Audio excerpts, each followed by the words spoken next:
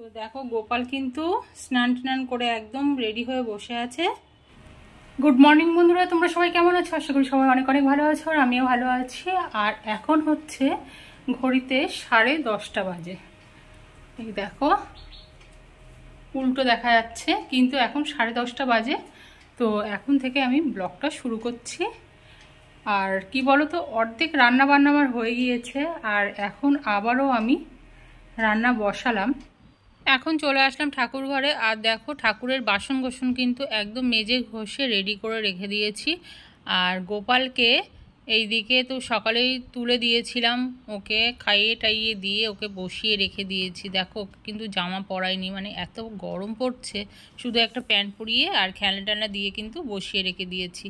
আর দেখো পুজো কিন্তু দেওয়া হয়নি, রান্না বান্না করে সব কাজ করে তারপর চান টান করে পুজো দেব। আর এইদিকে দেখো এত পরিমাণে রোদ্দুর কি বলবো। আর সকালবেলায় কিন্তু এক ছাদ জামাকাপড় কেচে দিয়ে এসেছি, এখনও বাথরুমে রয়ে গেছে, সেগুলোও কাচতে হবে। তো দেখো কীরকম রোদ্দুর দেখেছো, প্রচণ্ড পরিমাণে রোদ্দুর। তো চলো এখন রান্নাঘরে যাব। আর সকালে তো একবার রান্না হয়ে গিয়েছে, আর দুপুরে কী রান্না করছি চলো তোমাদের সঙ্গে একটু শেয়ার করি। এখানে এঁচোড় সেদ্ধ করছি। আর এঁচোড়ের সেদ্ধ করার সময় তখন আমি দিয়েছিলাম হলুদ, নুন আর একটু তেল, মানে যাতে কড়াটা আঠা আঠা না হয়ে যায়। আর এইদিকে কড়া আমি বসিয়ে রেখে দিয়েছি, মাছের ঝাল করব তাই। আর এইদিকে দেখো বাটা মাছ নিয়েছিলাম আজকে বাড়ি থেকে, তো বাটা মাছের ঝাল করব সর্ষে বাটা দিয়ে।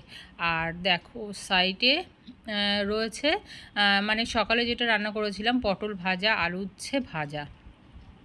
এইদিকে দেখো সর্ষেটা পেস্ট করে নিয়েছি, চিংড়িটা কেটে নিয়েছি। আর এঁচোড়ের জন্য আদা রসুন পেঁয়াজ লঙ্কা জিরে গুঁড়ো ধনে গুঁড়ো ভালো করে পেস্ট করে নিয়েছি। আর বন্ধুরা ভাত কিন্তু আমার হয়ে গিয়েছে।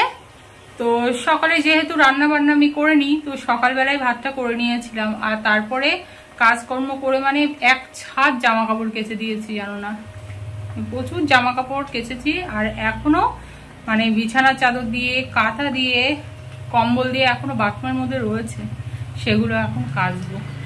তো ওটা সেদ্ধ হচ্ছে এঁচোড়টা, আর এখন আমি কাচাকুচি করে নেব। কি বলতো, একটু সময় না আমি নষ্ট করতে চাই না, সত্যিই তাই। আমার মানে কি একটু সময় যেন আমার কাছে প্রচুর মূল্য, জানো তো। আর বেলা হয়ে গেলে না কোনো কাজকর্ম করতে ইচ্ছা হয় না, জানো তো। এমনি শরীরটা খুব একটা যে ভালো সেটাও বলবো না। কি বলতো, দুদিন পর প্রায় উপোস করলাম। নীলের উপোস গেল, তারপর অশোক ষষ্ঠীর উপোস। তো এখন সকালবেলা তো একবার স্নান করা হয়ে গিয়েছিল। তারপর গোপালকে স্নান করিয়ে দিয়ে ওকে তো বসিয়ে রেখে দিয়েছি। আর তারপর আমি খেয়ে নিয়েছি। তো এখনো কাচাকুচি করে আবার একবার চান করে পুজো দিতে হবে। গোপালকে তো সকালবেলা দিয়েছিলাম তুলে, ওকে এখন আবার দুপুরে দেব। আর সব ঠাকুরগুলো রয়েছে ওদেরকেও দিয়ে দেব। আর দেখো বিছানাপত্র কিন্তু সব গুছিয়ে রেডি করেছে একদম, তাও টান হয়নি, পুরো কুচকে গেছে সব দিকটায়। আবার আজকে গানের ক্লাস আছে, তো সেখানে যাব বিকেলবেলা। তো রাত্রিবেলা একটু রেওয়াজ করতে বসেছিলাম, তো সকালে তো আর বসাই হলো না, সময়ই পেলাম না। তা কী করবো বলো, একা হাতে কাজ করতে না আর কিছুই ভালো লাগে না, জানো তো। মানে শরীরে প্রচণ্ড পরিমাণে একটু রেস্টের দরকার। এই যে মেয়ের ঘরটাও গুছিয়ে গাছিয়ে পুরো রেখেছি, বিছানার চাদর টাদর সব পাল্টিয়েছি আজকে, তাও খাটের ওপরে এটা ওটা রয়ে গেছে। এই দেখো এই যে বিছানার চাদরটা আজকে পাল্টে দিলাম। তো চলো বন্ধুরা রান্না বান্না করে নিই। এঁচোড়টা সেদ্ধ হয়ে গিয়েছে, এখন আমি নামিয়ে নেব। আর কড়াটা ভালো করে ধুয়ে আবারও বসিয়ে দেব। কড়াটা ধুয়ে বসিয়ে দিয়েছি, আর এখন দিয়ে দিচ্ছি সর্ষের তেল। মাছগুলো ভেজে নেব প্রথমে। তেলটা গরম হয়ে গিয়েছে, আর এখন মাছগুলো ভেজে নেব।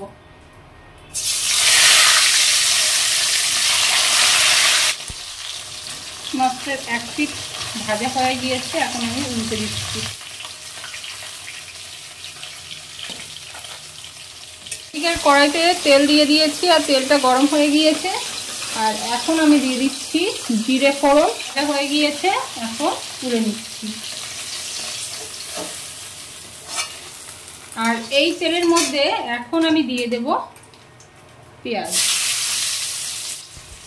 আর এইদিকে এখন আমি দিয়ে দিচ্ছি সর্ষে বাটাটা।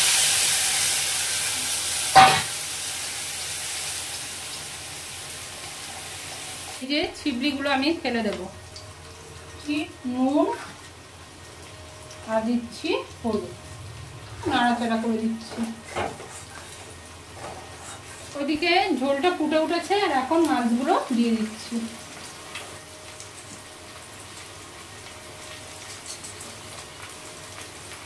এদিকে কিন্তু দুটো কাঁচা লঙ্কা আমি চিড়ে দিয়েছি।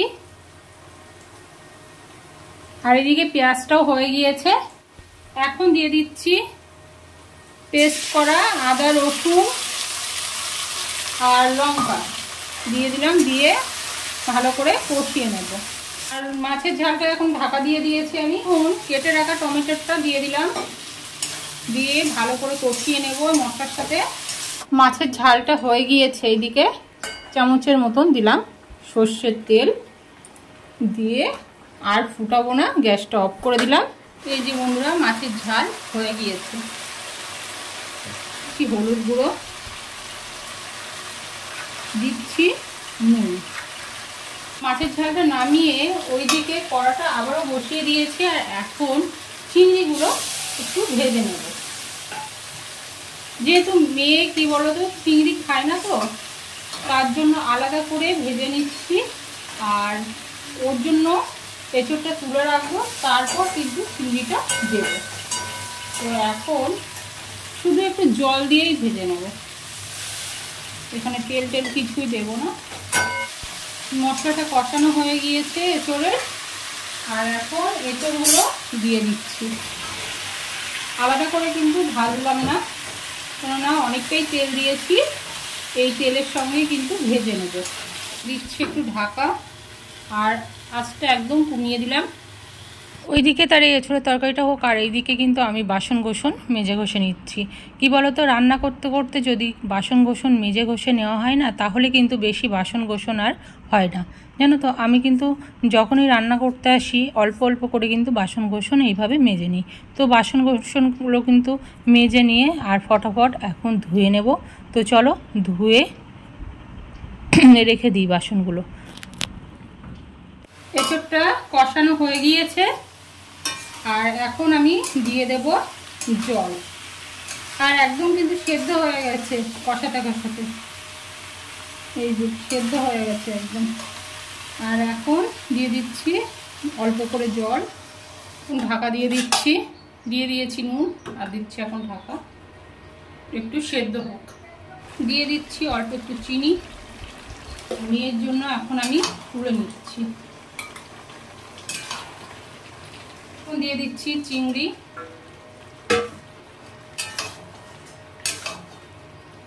এখন দিয়ে দিচ্ছি অল্প করে ভাজা মশলা। যেহেতু গরম মশলা নেই, এঁচোড়টা নামিয়ে নিয়েছি। এখন গ্যাসটা এগুলো মুছে নেব, মানে ওভেনটা ভালো করে মুছে নেব। তো বন্ধুরা রান্নাবান্না তো হয়ে গিয়েছে, তোমরা দেখতে পেলে। আর এখন শুধু রান্না করলেই তো হবে না, রান্না করার পরও কিন্তু প্রচুর কাজ থাকে সবার। তো দেখো এখন একটা স্কচব্রাইট নিয়েছি নরম, আর একটু লিকুইড নিয়ে প্রথমে কিন্তু ওভেনটাকে ভালো করে আমি মেজে নিচ্ছি। আর স্ল্যাবটাও কিন্তু আমি ভালো করে মেজে নেব। আর এতটাই তেল ছিটকে মানে চারিদিকে হয়ে গিয়েছিল, তার জন্য কিন্তু একটু আমি মেজে ঘষে নিলাম। আর এখন একটা ন্যাকড়া দিয়ে 4-5 বার ভালো করে মুছে নেব। তো প্রচুর কাজ, এখনও প্রচুর কাজ কিন্তু পড়ে আছে। তো চলো। আর দেখো পরিষ্কার হয়ে গিয়েছে রান্নাঘর, একদম সিঙ্ক থেকে শুরু করে সব কিন্তু আমি পরিষ্কার পরিচ্ছন্ন করে নিয়েছে। আর দেখো বাথরুমের মধ্যে কাঁথা কম্বল বিছানার চাদর এখনও রয়েছে, তো এইগুলোকে এখন কেচে স্নান করে নেব। তো বন্ধুরা ভিডিওটি তোমাদের কেমন লাগলো অবশ্যই লাইক কমেন্ট শেয়ার করে সাবস্ক্রাইব করতে একটু ভুলো না। আমাদের সাথে থাকো, আমাদের পাশে থাকো। তো ভিডিওটি আজকের মতন এই পর্যন্ত। ধন্যবাদ। আবার নতুন কোনো ব্লগ নিয়ে চলে আসবো। ততক্ষণের জন্য টাটা বাই।